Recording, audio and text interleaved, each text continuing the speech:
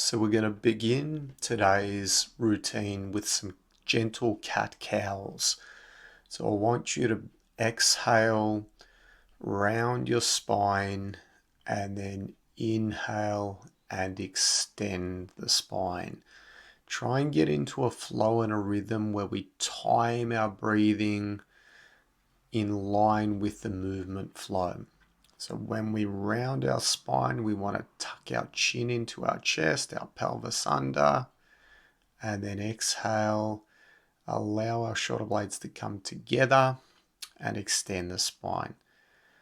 Rounding and extending, trying to get all of the different sections of the spine moving. And then we're going to work in to wag the tail, where we're moving our hips to the left and right, similar to like a dog does when it wags its tail. So just getting a nice pumping motion into that lower part of the spine. And then we're going to start to integrate the entire spine. So we're going to turn our head and our hips towards each other, one direction and the other direction, creating like a C shape with our spine. Getting the whole entire spine moving laterally, getting some blood flow and stretch into all of the discs and the muscles that run from vertebra to vertebra. Timing the movement in with our breathing. Then next up, we're going to sit our heels, our bum back towards our heels. We're going to walk our hands out nice and long, drop our head, chest and armpits towards the floor. Then raise up, take our hips forwards, look forwards, shoulders back, chest out, and then sit our hips back towards our heels, dropping our head, chest and armpit to the floor.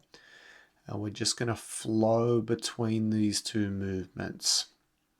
So we're going to exhale as we take our hips back towards our heels, and then we're going to time our breathing and inhale as we extend and gently control our hips and let them sag towards the floor.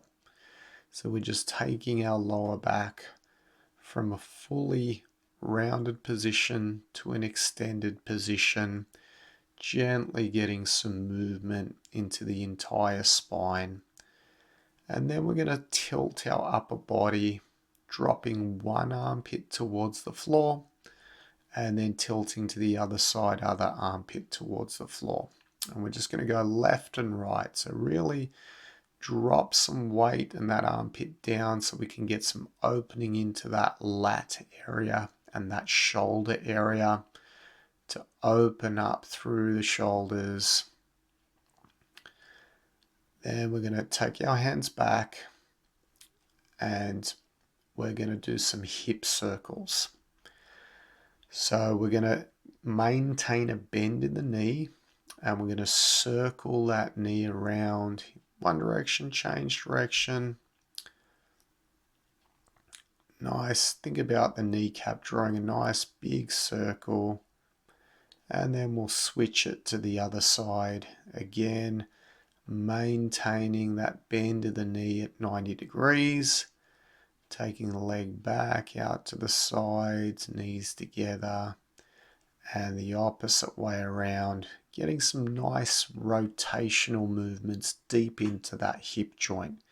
Getting some blood flow and some stretch, keeping the joint nice and healthy. Then we're going to sit back, heels to our bum, walk the hands out once again.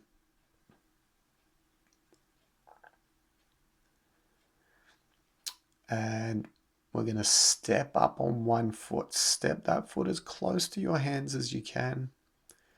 If you can't get it all the way beside the hands, just step as far forwards as you can, as close to the hands as you can. But don't force anything, just work within your own range. Then as we change legs, we're going to step a little bit wider to the side each time. We want to drop our hips towards the floor, bum back towards the heels, and then same again. Out a little bit wider, dropping the hips, we're allowing the legs to scissor open to get a nice stretch through the hip flexors, the front and back of the hips, the hamstrings, the glutes, and then stepping out a little bit wider. And this time we're going to take our hips out to the side a little bit. So we can really work into the side of the hips, a little bit wider, drift those hips out towards that foot. Returning back down, always dropping our head, chest, and armpits towards the floor. Another time out a little bit wider. Again, letting the hips out to the sides again.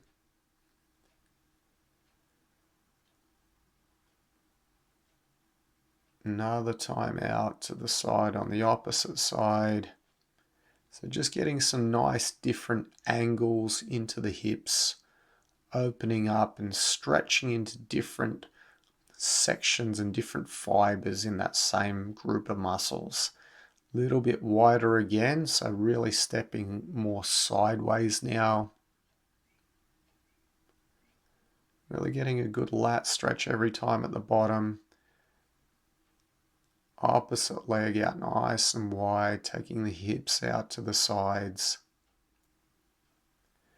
Then we're going to walk our hands across for a nice deep lat stretch on that right side, really focusing on opening the whole right side of the body in that lat area under the armpit towards the back. And then we walk the hands to the other side. We open this left side up and that left lat area up. And then we center our hands once again. And then this time we're going to go into a 90-90 position. So we're going to have the top knee at a 90-degree angle, the back knee at a 90-degree angle. And we're just going to lower our chest towards the center of our shin. Come up to a nice, tall, upright posture. Exhale as we lower our chest towards the shin. Hold for a few seconds. And then inhale as we rise up to a nice, tall, upright spine. Exhaling down. Hold that stretch, feel that opening through the butt area, the hips. And then we're going to switch, do the same thing on the opposite leg this time, opposite glute. So again, we're in a nice 90-90 position. Exhale, lower our chest towards our shin. And then we're going to inhale up nice and tall. Exhale, sink down low towards the center of the shin. Inhale, up nice and tall. Always only lower to a depth where you can feel the stretch. Never force anything with our stretches. Inhale tall. And that concludes